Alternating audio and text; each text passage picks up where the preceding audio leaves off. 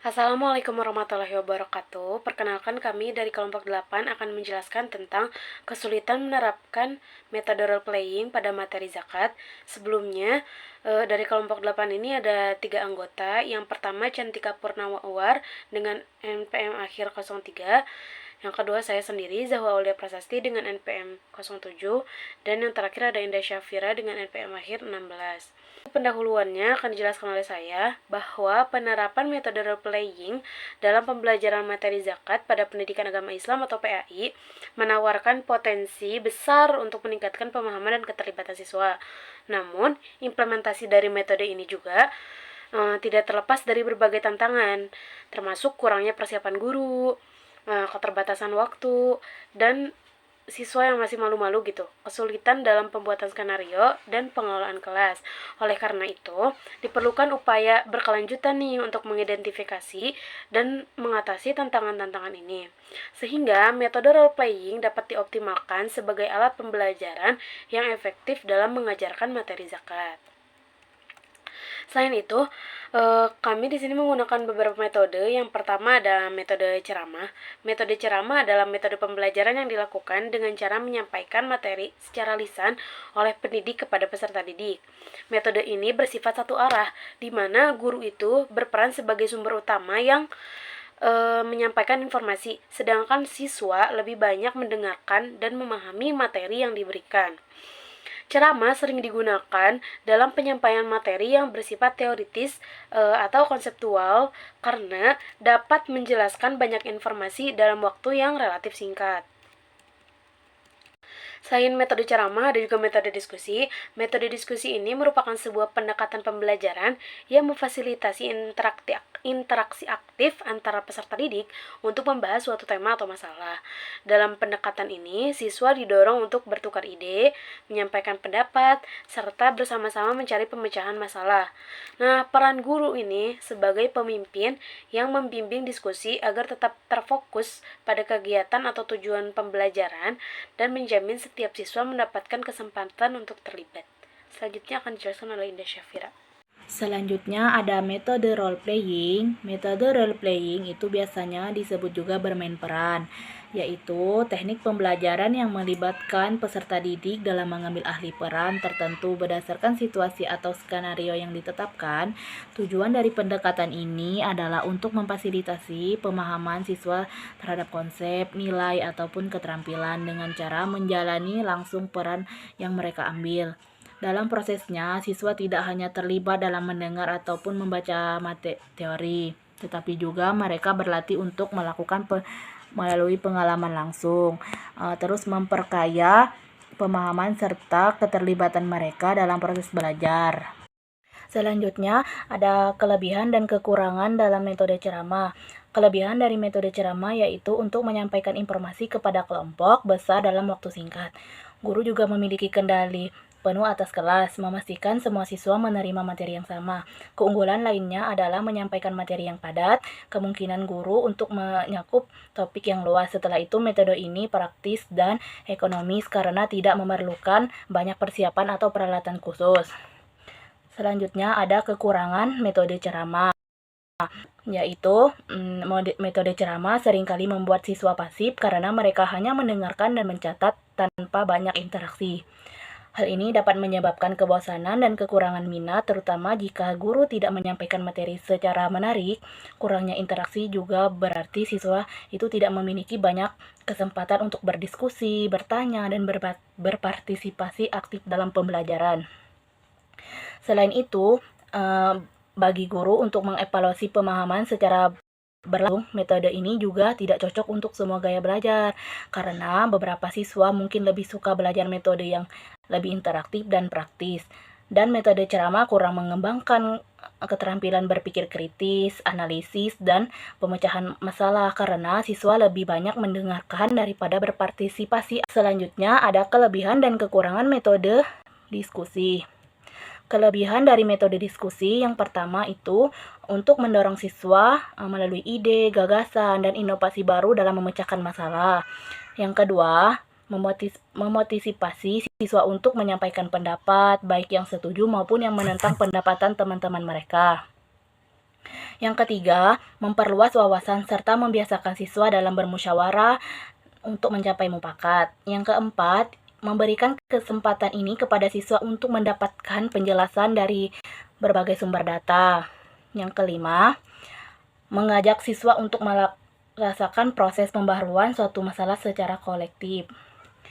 Selanjutnya ada kekurangan dari metode diskusi. Yang pertama itu, tidak semua topik cocok untuk dibahas dalam format diskusi. Hanya isu-isu yang bersifat problematis saja yang bisa kan. Yang kedua, diskusi yang mendalam sering memerlukan waktu yang cukup lama. Yang ketiga, bisa sulit untuk menentukan batasan luas atau kedalaman dari materi diskusi. Yang keempat, siswa tidak semua berani mengatakan pendapat, sehingga waktu dapat terbuang untuk menunggu berpartisipasi mereka. Yang kelima, diskusi diri dan terbiasa berbicara, sementara siswa yang pemalu itu cenderung tidak berpartisipasi. Selanjutnya ada kekurangan dan kelebihan dari metode role playing. Kelebihan dari metode role playing itu menyenangkan, sehingga siswa itu terdorong untuk berpartisipasi. Yang kedua, menggalakkan guru untuk mengembangkan aktivitas simulasi. Yang ketiga itu, kemungkinan eksperimen berlangsung tanpa memerlukan lingkungan yang sebenarnya. Yang keempat, memvisualisasikan hal-hal yang abstrak. Yang kelima itu tidak membutuhkan keterampilan komunikasi yang pelit. Selanjutnya ada kekurangan berbasis role playing.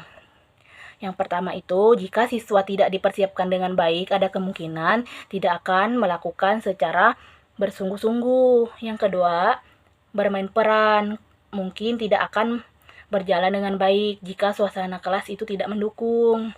Yang ketiga, bermain peran tidak selamanya menuju pada arah yang diharapkan seseorang yang memainkannya. Yang keempat, siswa itu seringkali mengalami kesulitan untuk memerankan peran secara baik, khususnya jika mereka tidak diarahkan atau tidak ditugasi dengan baik. Yang terakhir, yang kelima, siswa itu bermain memakan waktu yang cukup banyak. Selanjutnya itu alasan kenapa kami memilih metode pembelajaran ini. Karena metode ceramah sering digunakan karena lebih praktis dalam menyampaikan banyak materi dalam waktu yang terbatas gitu.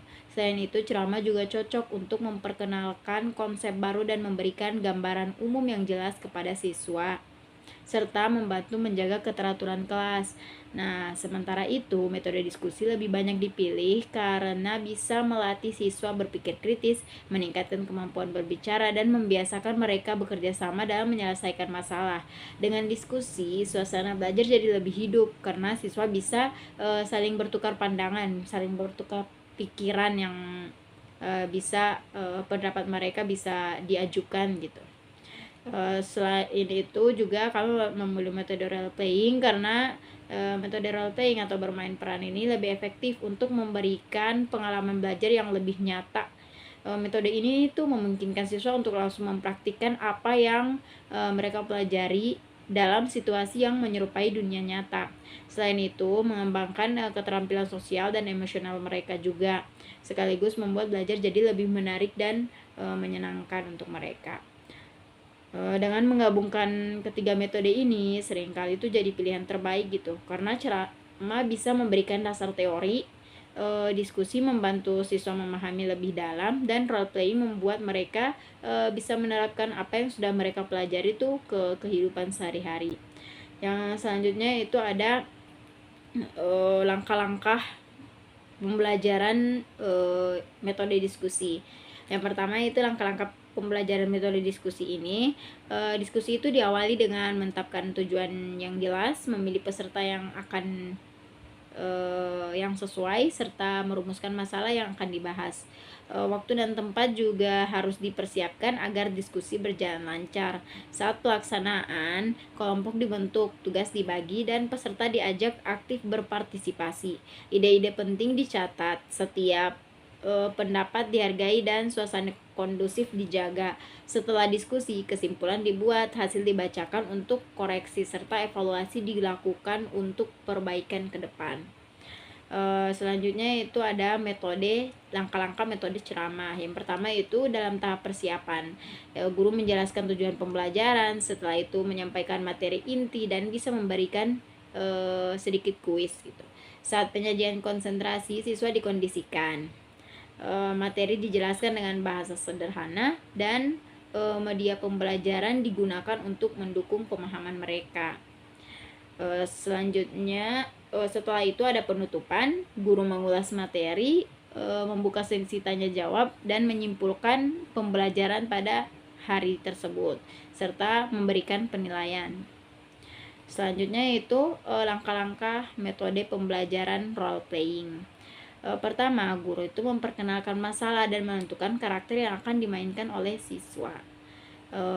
Panggung disiapkan, terus pengamatan ditunjukkan untuk mengamati jalannya permainan. Terus siswa juga kemudian memainkan peran secara spontan. Setelah itu evaluasi dilakukan melalui diskusi dan jika diperlukan. Permainan bisa diulang dengan perbaikan. Terakhir, siswa juga berbagi pengalaman serta menarik kesimpulan dari permainan peran yang telah mereka lakukan. Selanjutnya yaitu ada kesimpulan. Kesimpulan dari materi yang sudah kami sampaikan ini, penerapan metode role playing dalam materi zakat seringkali menemui kendala, terutama terkait pemahaman konsep dasar dan kesulitan siswa dalam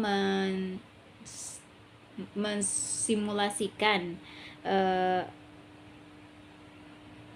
yang nyata gitu. Namun kesulitan ini dapat diatasi dengan mengintegrasikan metode ceramah dan diskusi. Ceramah memberikan landasan teoritis yang kuat, sedangkan diskusi memperdalam pemahaman praktis, dan role playing memungkinkan penerapan langsung dan simulasi. Dengan kombinasi ini, kesenjangan pemahaman dapat dijembatani dan siswa dapat lebih percaya diri dalam memainkan peran, sehingga pembelajaran menjadi lebih efektif dan bermakna. Guru juga perlu memastikan skenario role playing relevan, memberikan bimbingan dan menciptakan lingkungan belajar yang bisa mendukung antara guru dan siswa.